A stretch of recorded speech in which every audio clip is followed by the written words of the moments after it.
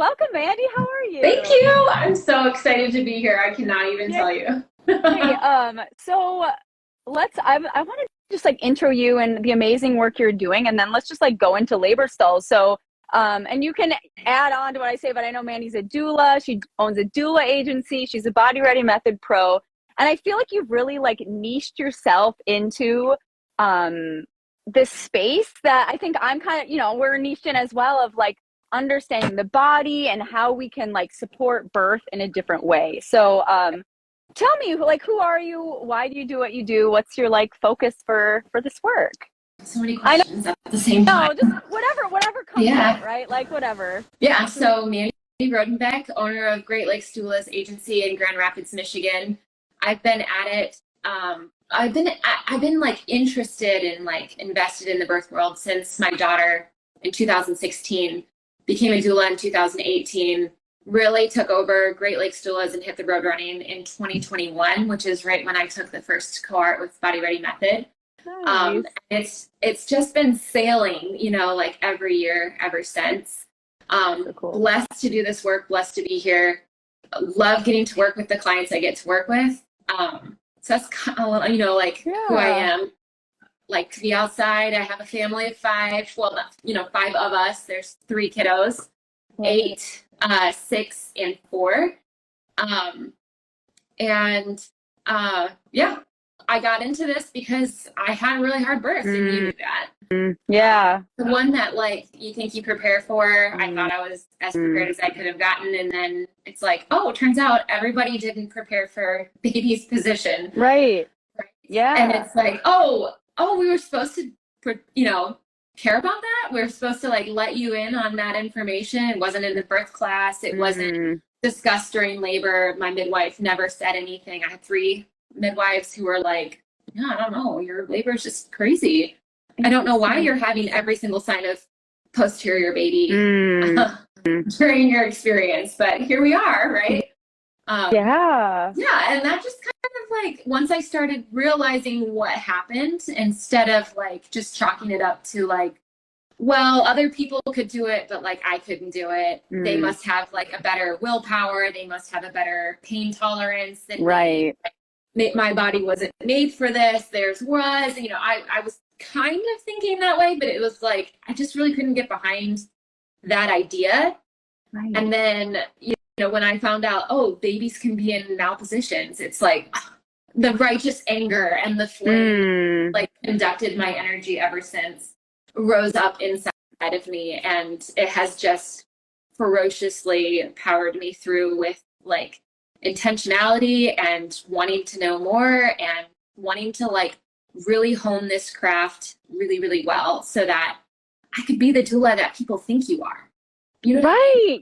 Yes, Like, exactly. yeah, Yes. every single person is like, oh, I want a doula to like tell me about what I should be doing with my positioning, because they know, Yeah. like intuitively, we know that like positions affect something, right?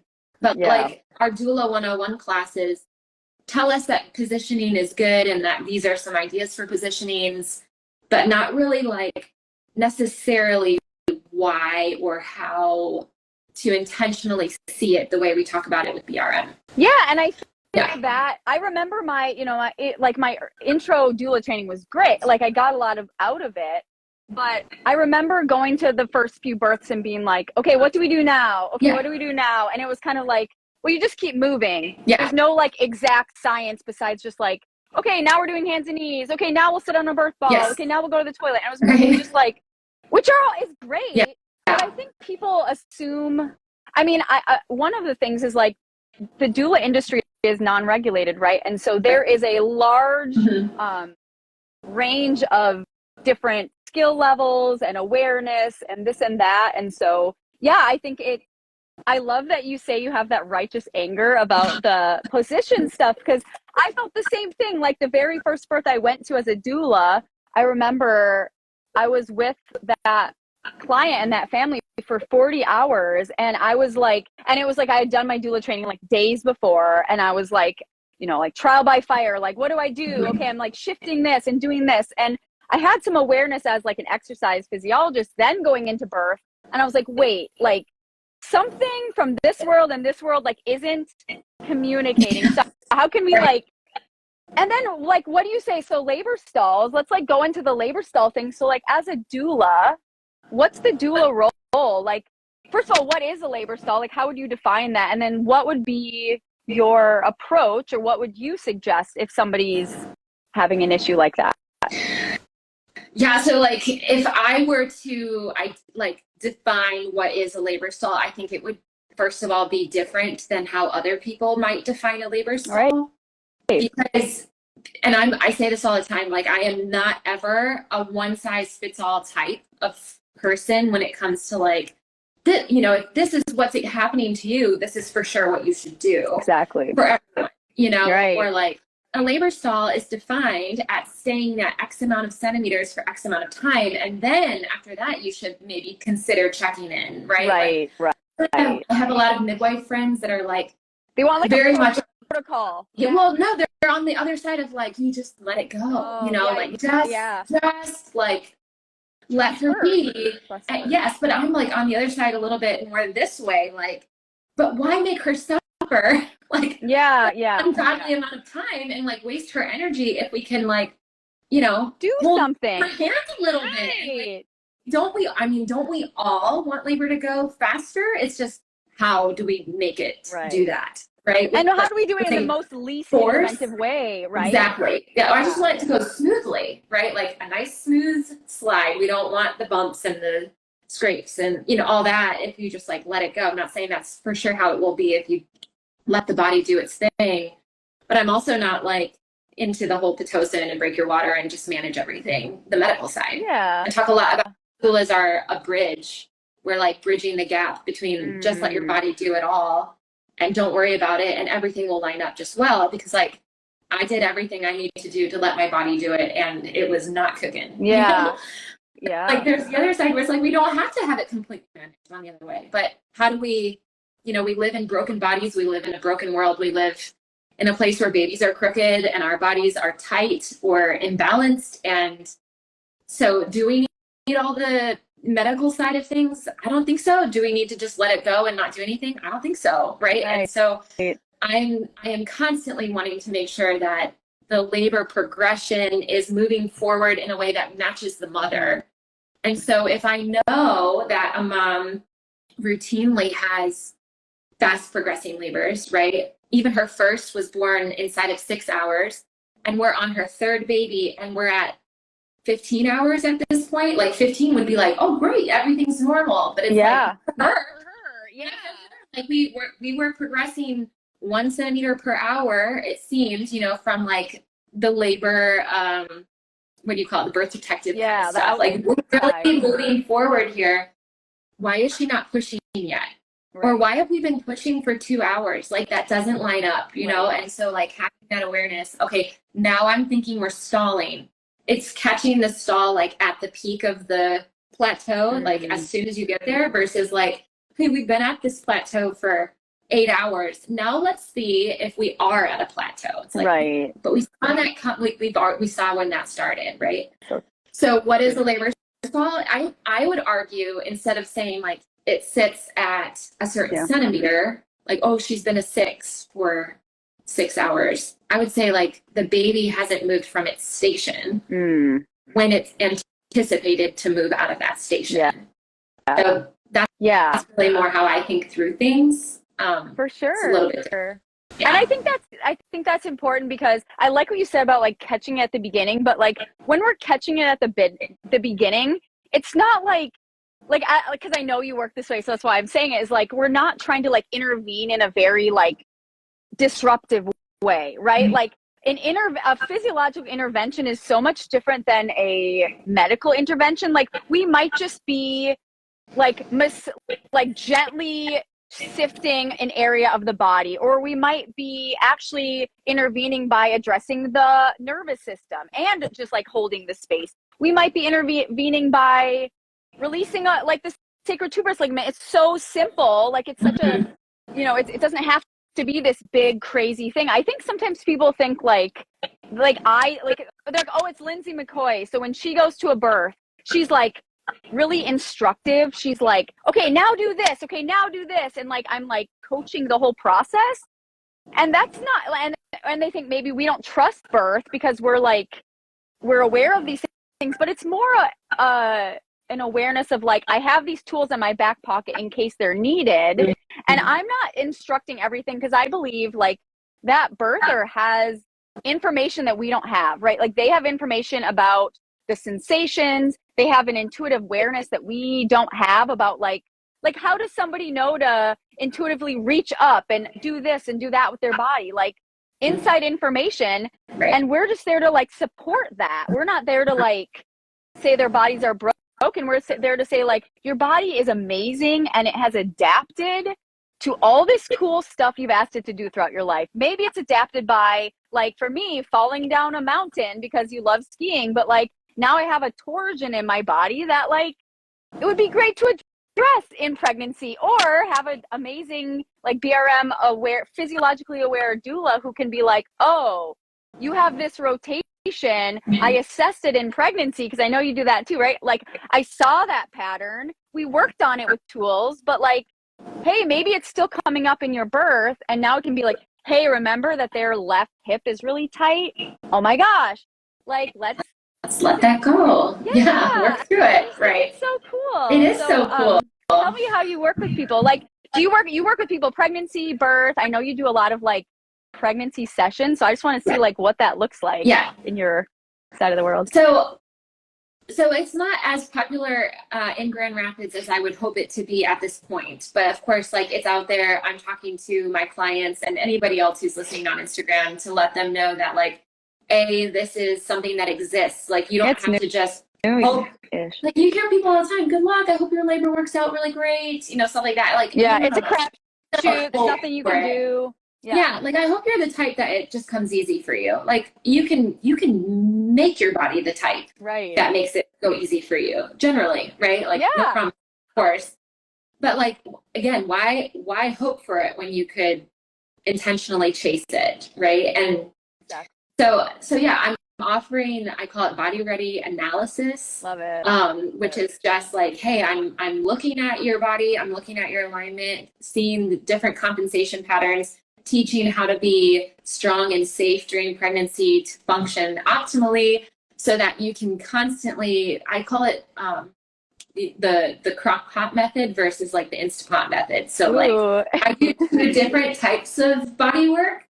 If you say it that way, and the body ready method, I say that's the crock pot method. You have a long time to really like simmer and cook over this.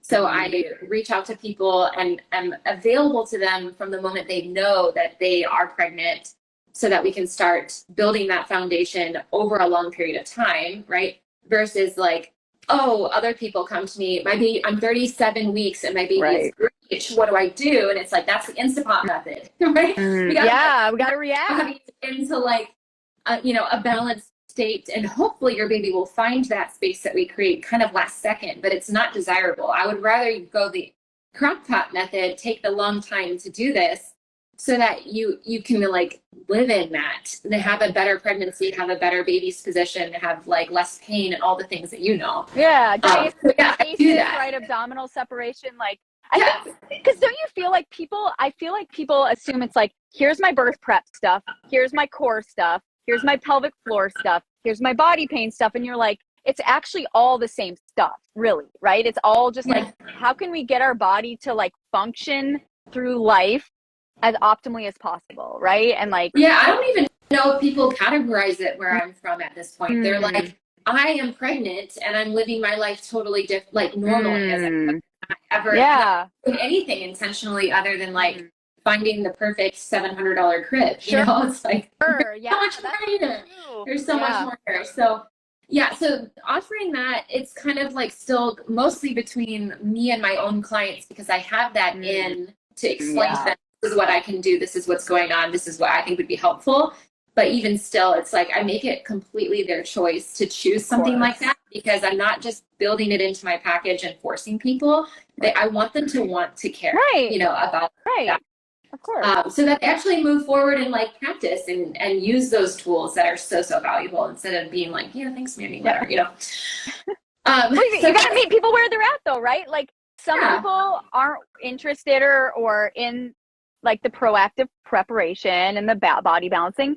And like, that's all good. That's the journey they need to have. And like, as a doula, my role isn't to like have an opinion on what they're doing, right? Like I don't care. Like, I think sometimes people think like especially during their birth, they're like, oh, you're like judging me internally. Like I made this choice, and is that the choice Lindsay would have made? And I'm like, I don't care. Like, I don't have an opinion. It's not my birth. It's not my body. I don't have that information. Like, let's say someone gets an epidural and they're like, oh, I didn't want an epidural, and Lindsay didn't, or whatever. I'm like, maybe I would have. Like, that is a hard situation you were in, and you made the right choice for you. You don't need to feel ashamed or weird. Like, there's no medals in birth, right? There's no like one-upping each other in birth. Like moms love to like the mommy wars. It's like we're all just trying to like do our best and, you know, minimize injury, increase empowerment, like, and so so that's some people's journey. It looks different than like doing all the things and prepping in all the ways. But I don't know about you, but like sometimes people have a challenging birth and then they find me, and then there's like the buy-in. They're like, oh, that's why. But it's like they find you right when their whole self is ready to hear it. Right. You know, exactly. because it's like, it's out there. It is. But the first time moms, they're like, thanks for your unsolicited advice. I'm going to do it my way. And then, you know, most of my clients are second time VBACers. And it's true. Like, then there's some buy-in. Yeah. Right. Now they're ready, and they're ready to do all the things and hit it hard. And most of the time, like, we're succeeding together, and it's really thrilling to get to like be a part of that exciting journey. But okay, so we do body ready analysis. Yes. I do kind of a last second thing where, okay, we're about to go into labor. We're above 35 weeks pregnant. I call it body balancing, where we're very intentionally working to get the baby into an LOA position. Not all the time are we able to get baby LOA, but we're maybe able to move, you know, from breech to head down, or from posterior to anterior. We're just making better moves forward instead of just like blindly going into labor, not knowing anything about the position of baby and not knowing any tools to help us, you know, move through labor effectively. So moms are really aware with me. I do belly mapping with them. I teach them how to find their baby. Give them the tools. I teach their partners what to do to continue the work even after it's done together. So I'm not like, oh, you have to come see me all the time every week, you know, to make sure, you know, it's like, no, this is what you need to know. This is going to be good for you. And they have the option to continue to come back until they go into labor. Since doing body balancing, it's really thrilling to be able to see people who have like very interesting labor patterns or not labor patterns happening at certain times, move right into labor. So it doesn't put you into labor, but it enables your body, who already wants to be in labor, to move forward in the process, right? So that's super cool. I love getting to see like prodromal labors. Yes, where they have. Those are my favorite. So get them like, going. Oh, it's been every night for 3 nights. Like, okay, I guarantee you, like, we meet together today, we're having this baby tomorrow. Like, I love the confidence. Yeah. Yes. No, I mean, like, I it's not me. It's the process. It's the process. Exactly. It's like it will be so good. And if it doesn't, it means that like your hormones just weren't there. But what I see is the prodromal labor stops, and they can be comfortable until they do go into labor. So it's like either way, we are going to see this like really impactful change. But the whole point of it is because I don't want to have to deal with the labor stall in labor. Like, lining the baby up well before you go into labor is going to echo so good for you in your labor process. We're not going to have this talk about, oh, why won't baby proceed past my pelvic floor? Like, I never got to be able to push. I never, you know, did this or that. It's like, well, baby was so twisted mid pelvis because they weren't ready to engage correctly at the inlet. Right. Well, now you have to back it up even more. Like, well, what did you do in your pregnancy to like help that situation, right? So it's all for that purpose. It's all for the labor stall purpose. But really, I don't know who it was that said it, but like, it's all for the purpose of meeting your baby. Like, when you finally get to hold your baby and you're like, like, that was over, right? Yeah. Like, I want it to be this amazing, like, I did it, we did it, what a hard road, but like, wow, that was awesome moment versus like, I'm wrecked. I feel so like stripped of everything I am. Right.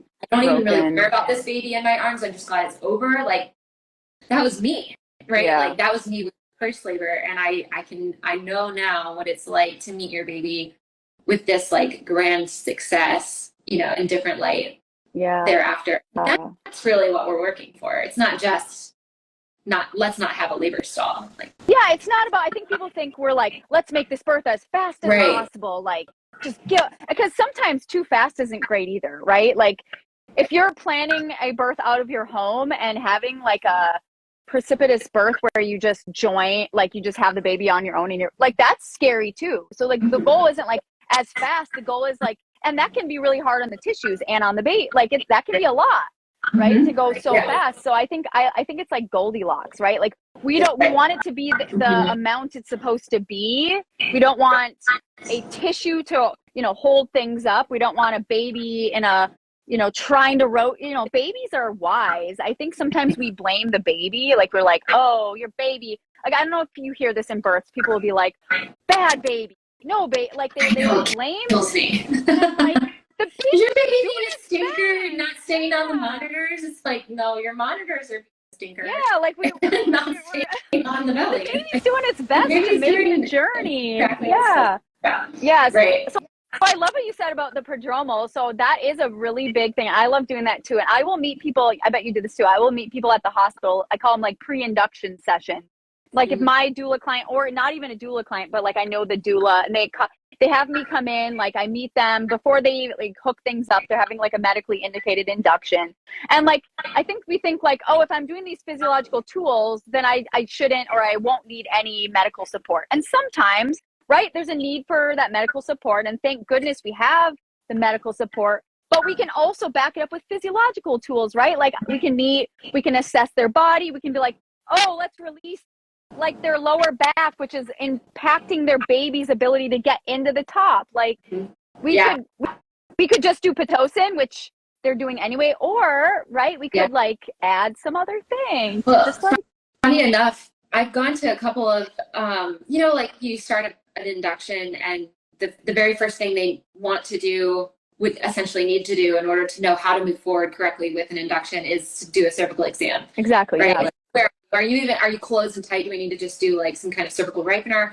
Or are you like, you know, a 3, whatever, and we can do a Foley balloon or just go straight to Pitocin, whatever it is, right? Many times I've had conversation back, because I don't go right at the onset of induction. Right. But I am in conversation with my client, and there has been a handful of times where they get there and the patient, my client, is a 4. And I'm like, listen, this is so valuable. It means that your hormones are so there, right? And my personal opinion, and this is all like, you know, unstudied, and it's just what I've been gathering over my time together, is like, there's 2 things that put you into labor, right? And they say, oh, the baby has to send the hormones, and it goes up to your brain, and then your brain like starts the contraction, all that, right? Yes, so the hormones have to be there, but like your baby has to be in a good position because your body has allowed them to be there, right? So like if your hormones are there and you're a 4 and you're not having any contractions, like you're missing something, right? And so it's so cool, because I've said to a couple of clients, like, ask your provider if we can have just 4 hours, like just 4 hours together. I kid you not, Lindsay, every single time. Can you guess what I'm about to say? Go for it. Yeah. We move straight into active labor without anything. Like they don't have an induction process. Yeah. Like, no Pitocin, no Foley balloon, like no breaking of the waters, like, and it's their body super cool to be able to do that in the hospital, where the provider like sees she was not having contractions. They worked through these things, and now she is having contractions, like perfect progressing labor. And they're not taught that, right? Amazing. No. Like we love doctors and midwives. Thank goodness we have both of them, like trained surgeons when it's needed, and we need the medical provider, either both of them, which neither of us are medical providers, right? So but like there's a complementary role there. I think sometimes like we are not, because we don't have to focus on that, like the safety things, which thank God someone else does that, we can be freed up to really tune into what is this body telling us? Like, what is this body in front of me, this spirit in front of me, this nervous system, like this whole being, like what are they communicating non-verbally? There's so many ways we communicate in labor, right? Like, or in pre-labor and pregnancy, like I can see a tension pattern, and I can see a like restricted breathing pattern. I can see like and I think that's the thing, is like developing that ability to like see that person and that labor in front of us in a unique way, right? Like and that's something that I want doctors and providers to have as well, but it's like they tend to focus on how can I fix this with a medical intervention, right? Like, okay, there's a stall, the baby is not getting deeper into the pelvis, or the cervix isn't dilating, so what do? Like, I add force, right? I add power, and like, I always use the toilet paper tube, and I'm like, well, squish the tube, and now the baby is trying to get through, and the baby's telling us, and the body's telling us this is not working. So like, what do? Do we add more power and try to force this baby through this smaller space? Or do we be like, hey, what's going on? How do I release that space? It's not just bones, right? It's soft tissue. It's all the stuff. It's everything. And it's the baby's position, but like, we can't control baby's position, right? We can only control making room and making balance room. And then right? It's not like when you say, I get babies to LOA, I'm assuming you're not meaning I'm going to like move force the them, baby in there. right? No, so what do you tend to do? Yeah. Like, what's your go-to strategies for like, oh my gosh, looking at, or what do you see for everybody? You can't, it's different for everybody. It's like looking at the 5 pillars and like assessing like, okay, well, what is it with you that is holding your baby in this way?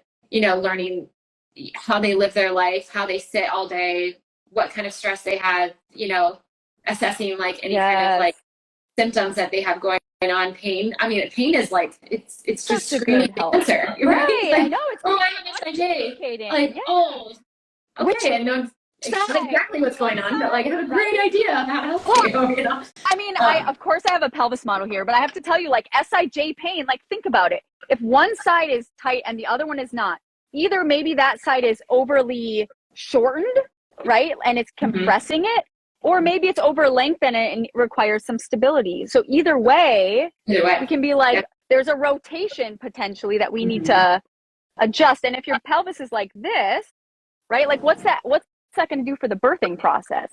So if we can restore some mobility here, I mean, not that much. Yeah, it's going to really. You brought your pelvis because mine's upstairs. So I was, what? Right before we started, I was like, I'm just going to surround myself with pelvis models just in case. Because we know Mandy's probably going to start talking about the pelvis. It's fine. Oh, of course, of course. So like, I want to add, like, now if there's any, I mean, we probably have some birth pros listening. I think we also might have some families listening. So if you, or either way, like, there's a lot of different types of doulas out there. There's a lot of different options. Like, how can people find a doula or a birth team that like gets this stuff? Because it's not, like you said, you're just starting to get it out there in Michigan. Like, people aren't aware that there's different options for birth support. My best recommendation would be to go to the Body Ready Method search engine and look through it that way. Right? Yeah, we have a lot now. Yeah, totally. And, when you are interviewing a doula, because as you move forward to find a doula, you almost, I don't know any doula out there that doesn't offer a free consultation where you can ask them questions, explore who they are, their philosophy on birth. Ask them things like, okay, if this was my labor before I had a stall, this is what was suggested.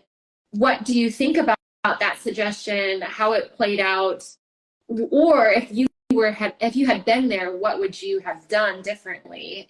That's a great way to kind of like see if they would do in the moment. Yeah, like, oh, it seems like every single time your nurse or doctor entered the room, your blood pressure went up and your contractions completely stopped. Sounds like we could have put a little bit more attention on how to make you feel comfortable, right? And get that labor flow state started, because you never had a chance to even get into the game, even though they were using Pitocin and all these force measures, right? Like, your body was resisting that whole time, right?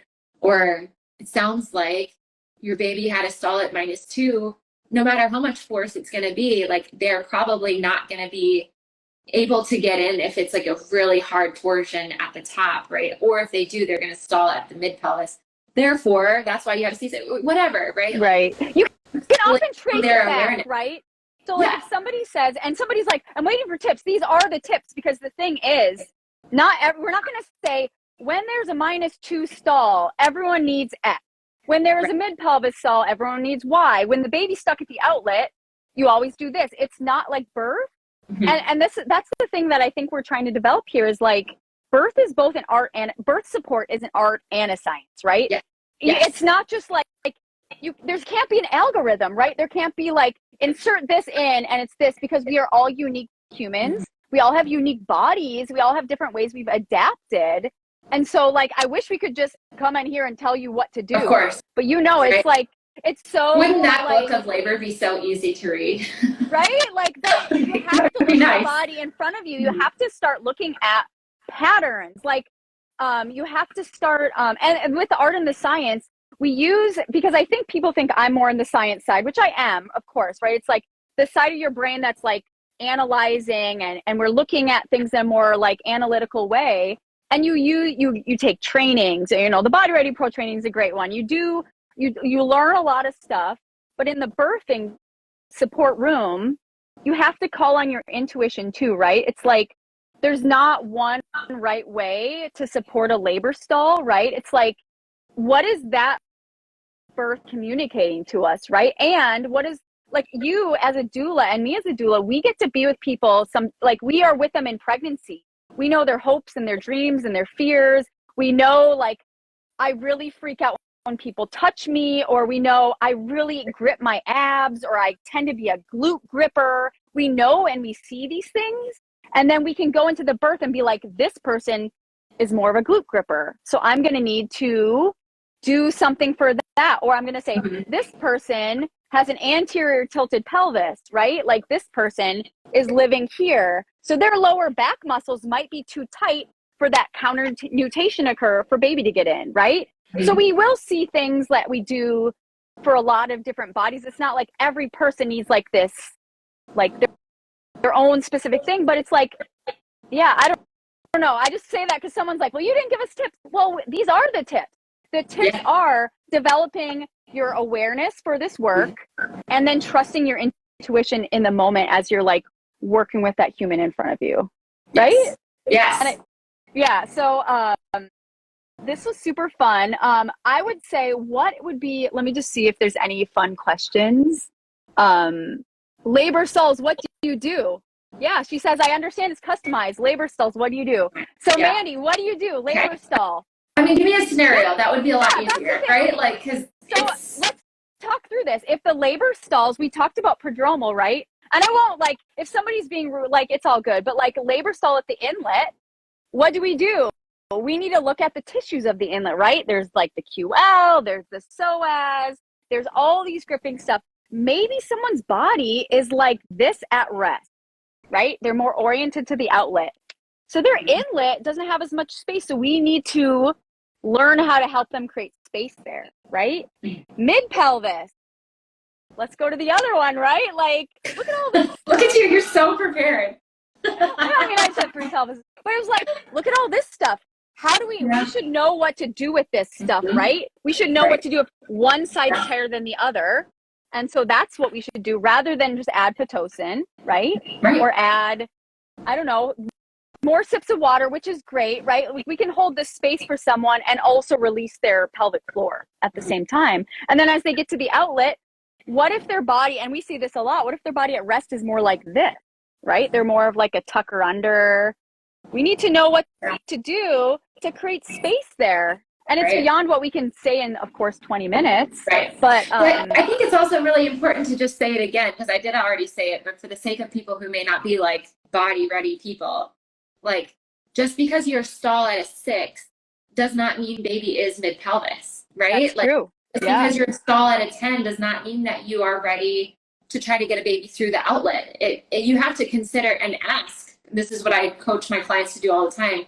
When you have a cervical exam, like, force them to pause and tell you a very accurate station. Because if your baby is at -2 and you're a 10 and they're trying to get you to push, you know, in all the ways that help a baby come out of the outlet, right. like that's not going to help you. And then you are going to push for 4 hours and not have a successful like vaginal delivery because they're going to say, oh, well, you know, you have a non-proven pelvis and maybe baby's really big and whatever. It's like, but we have to address it where the baby is, right? And so exactly, that has to be the first thing, right? And then as a practical tip, just so everybody is not like salty about us just being aloof about it, like I will never ever underestimate the power of backing the baby out. Right. I say it a lot, like it's like parallel parking. Like you can try to like wiggle yourself into parallel park, and a lot of times you can really like do the back and forth thing. But like sometimes you just gotta like, okay, reset, rewind, like try this again, right? And babies, like if they're coming in perfectly LOA, even, right? And it feels okay, my baby's on the left. I can tell the baby is like centered, all the things, but they're like just barely like this. It's going to echo into your labor in a certain way. So like maybe instead of forcing with the baby's head just like this, like lifting them out of the pelvis, using that contraction to just realign just a little bit, makes everything just start sailing right away. So backing the baby out is so helpful. Yeah. So, I mean, in so many ways, I almost always start by doing that. Some sort of we got to like inversion. Breathe a minute, organize the tissues, and then get the baby back in. Right. And I can literally do that in every single like station. So if we're at inlet, mid pelvis, or outlet, okay, let the baby breathe for like a second, work on whatever torsion is happening, and then invite them back in, and it goes so much better. Exactly. So backing the baby out means essentially doing some sort of inversion which the forward leaning version developed by Dr. Carol Phillips, you place popularized by spinning babies, right? You put your forearms on the ground and you invert, and it allows the ligaments of the uterus, which are attached to the pelvis, to temporarily release. So like when we release and we pull baby out, it helps acutely balance the uterus, which is amazing. And we can prevent even needing to do that if in pregnancy we address why those ligaments are out of balance, right? Like by getting the pelvis in a state of balance. And so, yeah, I love backing baby out when they need to. I found, let's see what this person said. It took 6 hours under Pitocin to get baby to go past -2 station.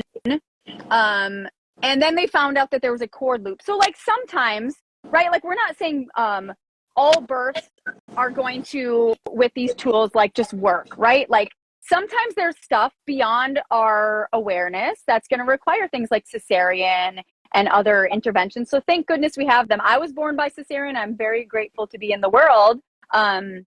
But this type of work can really stack the cards in our favor by taking control of the controllable stuff of the birthing process, right? Which is just so beautiful. So I think as you can see, there's a lot that we as doulas can offer in the event of a labor stall. It's not our job to just, like, yes, we still need to keep giving them sips of water and encouraging them and telling them how they've got this and giving them their options and advocating for them.